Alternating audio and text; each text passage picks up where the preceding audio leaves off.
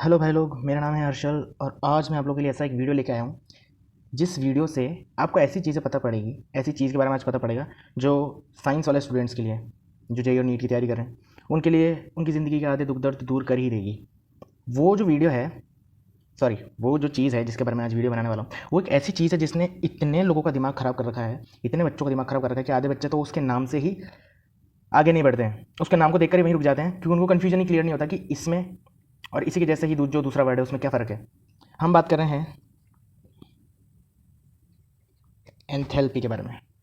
Enthalpy क्या होती है? बहुत बार हमने ये बात सुनी है कि enthalpy, enthalpic change, enthalpy of the reaction, इन सब चीज़ों के बारे में बात करते हैं और एक जगह पे हम नाम सुनते हैं एनर्जी, या फिर हम कह सकते हैं इंटरनल एनर्जी।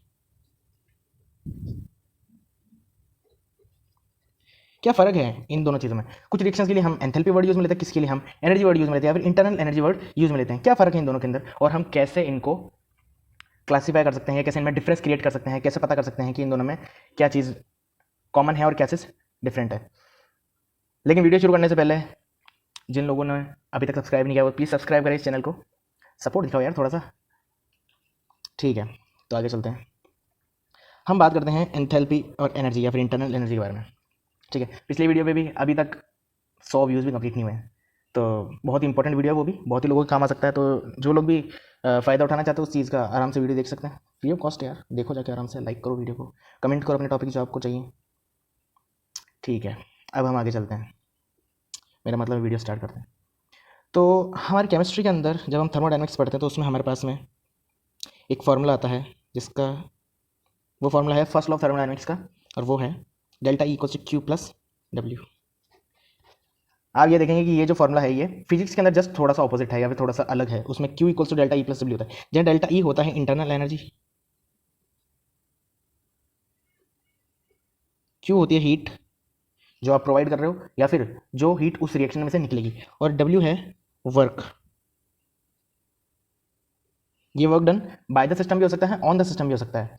ठीक है, इंटरनल एनर्जी मेनली वो चीज़ होती है जो एनर्जी बॉडी के अंदर स्टोर हो जाएगी in the form of temperature increase करने में या फिर कुछ भी काम करने में वो स्टोर हो जाएगी। हीट जो हम प्रोवाइड करेंगे या फिर रिएक्शन के दौरान जो हीट के फॉर्म में जो एनर्जी बाहर निकलेगी वो हीट उसको हम हीट कहते हैं। और एक होता है वर्क डन। वर्क डन क्या होता है कि जो एनर्जी हीट के फॉर्म में बाहर नहीं निकल सकती और इंटरनल एनर्जी के फॉर्म में स्टोर भी नहीं रह सकती, टेम्परेचर इंक्रीज करने की फॉर्म में स्टोर भी नहीं रह सकती, वो जो होती है वो वर्क डन के फॉर्म में बाहर निकलती है। जैसे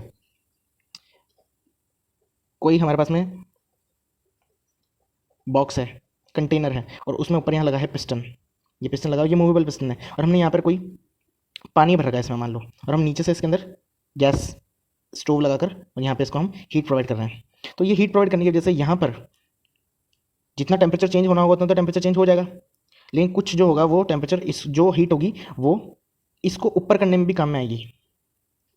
तो यहाँ पे जो हमने क्यू दिया है, इसको क्यू हीट दी है, वो क्यू हीट इसका टेम्परेचर इंक्रीज करने के लिए यानी इंटरनल एनर्जी बढ़ाने के लिए और इस पिस्टन को ऊपर करने के लिए यानी वर्क डन करने के लिए काम में आ रही है। तो ये होता है, ये मतलब होता है वर्क का, ये मतलब होता है इंटरनल एनर्जी का, मतलब टेम्परेचर में चेंज होना, टेम्परेचर इंक्रीज होना या डिक्रीज होना, ये होता है चेंज इन इंटरनल एनर्जी। और क्यू जो हम प्रोवाइड करते हैं या फिर किसी रिएक्शन के दौरान जो हीट बाहर निकलती है। तो मेनली हम इन चीज़ों के बारे में आज देखेंगे कि कब हम इस हीट को, यही वो हीट है जिसको हम कभी तो इंटरनल एनर्जी कहेंगे और कभी हम इसको एंथैल्पी कहेंगे। आपने पढ़े होंगे दो प्रोसेसेस, वैसे हमने 4 प्रोसेसेस पढ़े, isothermal, isobaric, isochoric and adiabatic. तो लेकिन ये एंथैल्पी और इंटरनल एनर्जी को समझने के लिए आपके पास में सिर्फ दो जो प्रोसेसेस हैं वो आपको याद रखने हैं, या दो प्रोसेस के बारे में आपको पढ़ना है, आइसोकोरिक एंड आइसोबारिक। ठीक है, मैं आपको टेक्निकल भी इसको समझाऊंगा, टेक्निकली भी, और मैं आपको इसको बिल्कुल रेगुलर डेली बेसिस वाले एग्जांपल देके भी आपको इसको समझाने वाला हूँ। तो आइसोकोरिक में क्या होता है कि वॉल्यूम जो होती है वो कांस्टेंट होती है, मतलब चेंज इन वॉल्यूम जीरो होता है। जो मैंने ये बताया पिस्टन वाली बात, ये पिस्टन ऊपर नीचे हो रहा है, इसका मतलब क्या है कि यहाँ पे अगर पिस्टन ऊपर जाएगा तो इसकी वॉल्यूम बढ़ रही है, मतलब वर्क डन होना एक तरह से क्या हो गया, वॉल्यूम इंक्रीज, वॉल्यूम चेंज होना, वॉल्यूम चेंज होना। पर ये चेंज अगर यहाँ पे नहीं होता है यानी कोई वर्क डन नहीं हो रहा है तो उसको हम बोलेंगे आइसोकोरिक। दूसरा जो प्रोसेस है जिसके बारे में हम बात करते हैं वो है आइसोबारिक प्रोसेस। मतलब इसके अंदर क्या होता है, pressure equals to constant, pressure में कभी कोई चेंज नहीं आता, उस प्रेशर में चेंज नहीं आने के लिए वहाँ पे वर्क किया जाता है। मतलब यहाँ पे वर्क होता है, वर्क होने का मतलब क्या है कि यहाँ पे वॉल्यूम चेंज होती है।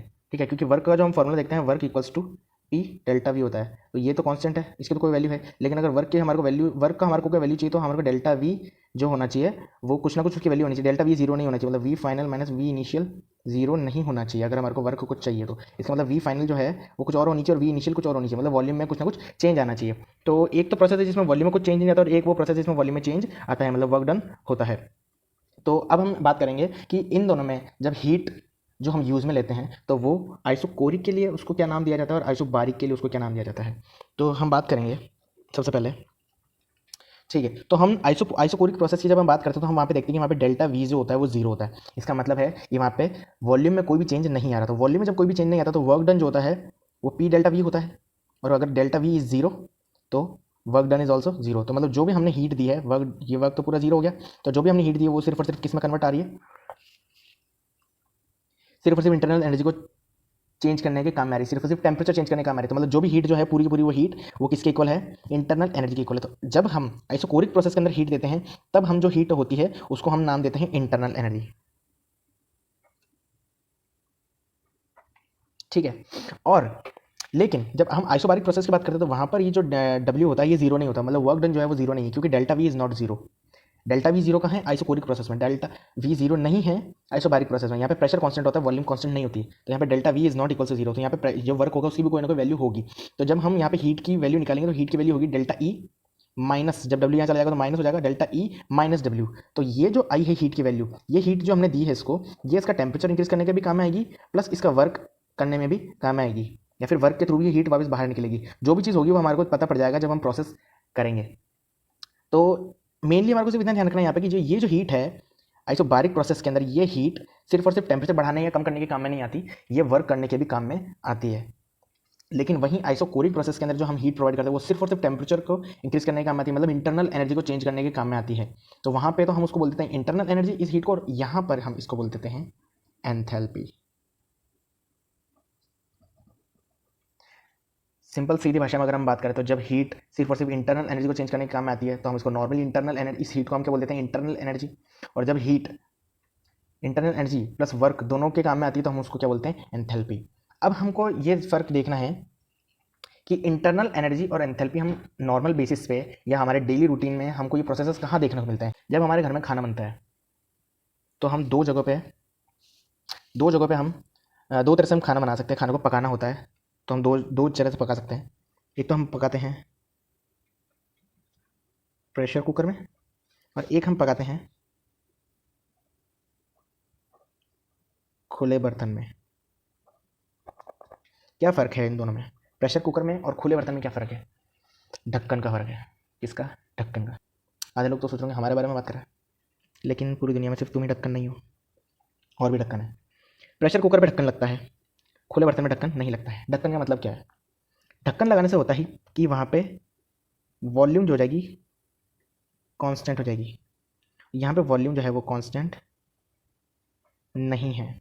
खुले बर्तन के अंदर आपका जो भी, मान लो आप दूध उबाल रहे हो खुले बर्तन में, तो वो अपनी वॉल्यूम इंक्रीज़ करता करता बहुत उससे बाहर भी निकल सकता है। तो उसके लिए वॉल्यूम कोई लिमिटेशन नहीं है, वो आराम से बाहर निकल सकता है। लेकिन प्रेशर कुकर के अंदर वॉल्यूम कांस्टेंट है।